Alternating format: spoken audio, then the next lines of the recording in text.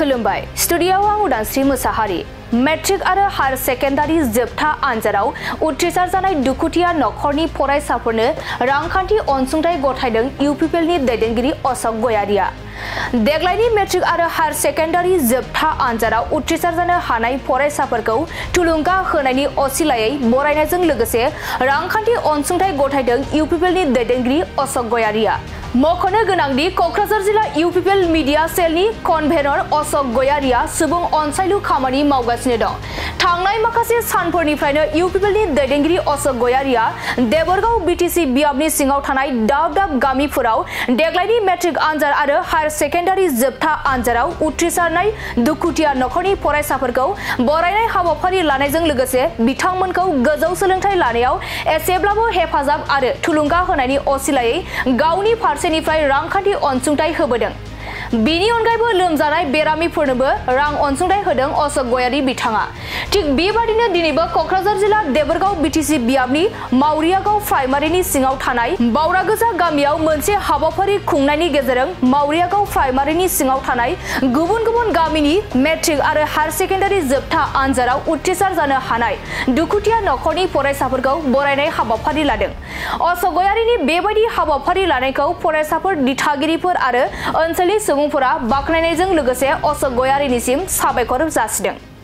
आं गिबियावनो जोंनि स्पेसियेलि जोंहा दाख्लै बावैसो सेबाजों खुंजानाय मेट्रिक पास आरो हायर सेकेन्डारि पास बिथांमोनखौ आं गिबियावनो दुंब्रुबै बरायग्रोनानै लाग्रोनाय जायो।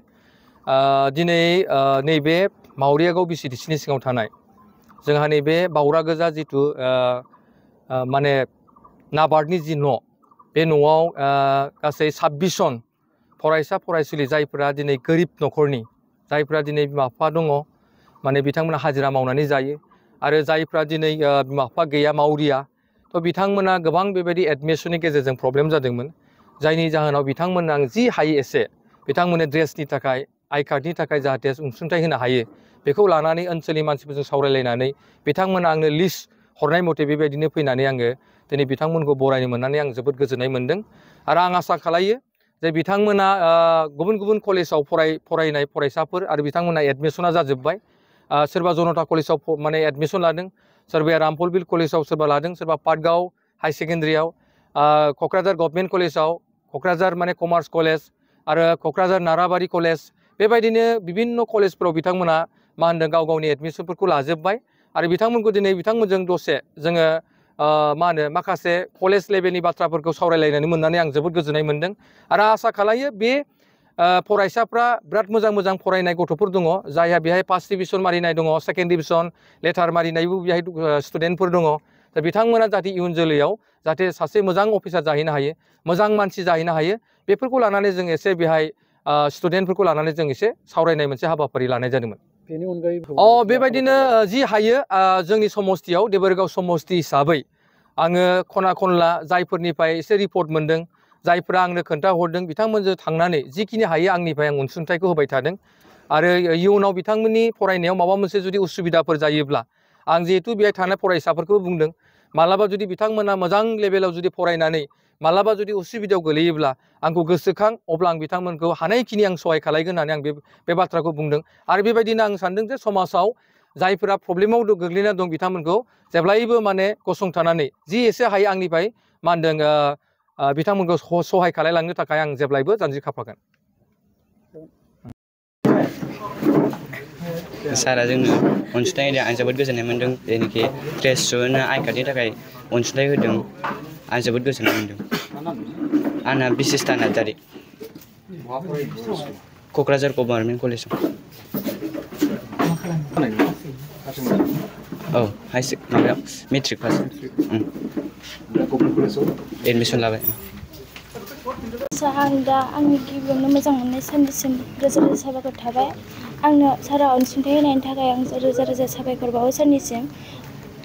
जाहाथे सारा बिदिनो दावगालांनो हाथों, जाहाथे सारा बिदिनो इयुनाव बयनोबो अनसुंथाइ होलांनो हाथों आं बेनिखायनो सारखौ रोजा रोजा साबायखर बावबाय। दा बबेहाय एडमिसन लादों? दा आङो जनता कलेजाव एडमिसन लादों। बबे स्ट्रिमाव लादों? लादों। गामियाव लन मालिगाव 11 नम्बर दा होनायखौ होनानै सारा बिदिनो अराय सम बिदिनो अनसुंथाइ होलांनो हाथों। फरायनायाव माबायदि बबेहाय एडमिसन लादों? आङो रामफल बिलाव लादों। मा नाम? लक्ष्मी बसुमतारी। बबे स्कुलाव फरायनाय? सारबारि हाइ स्कुलाव फरायोमोन सिगां। बेसेबां पारसेन्ट मोनो? आंनिया 35 30%। माबायदि मोनदों गोसोआव दा? गोसोआव मोजां मोनदों सारनि अननाय मोजां मोननायखौ सारखौ मोजाङै मोजां बिदिनो बयखौबो अनसुंथाइ होनो हाथों। जोङो दा जेनेबा दानि मेट्रिक पास जानाय गथ'फोरनि गार्जेन हिसाबै दा एडमिसन लानो थाखाय जों एसे माबा प्रब्लेम जादोंमोन नालाय दा बेयावहाय जोंखौ अशक सारानो एसेबाबो अनसुंथाइ होफैबाय जों बिजों दा लानो हाबाय आरो बुंनानै दोनथ'बाय आंलाय गथ'आ सेकेन्ड डिभिजनाव पास जादों। बियो पार्कआव स्कुलाव फरायोमोन दा जनतायाव एडमिसन लाहैबाय आरो बे सारनि अनसुंथाइखौनो जों आजावनानै दा सारनिसिम एसे रोजा रोजा साबायखर होनाय जाबाय आरो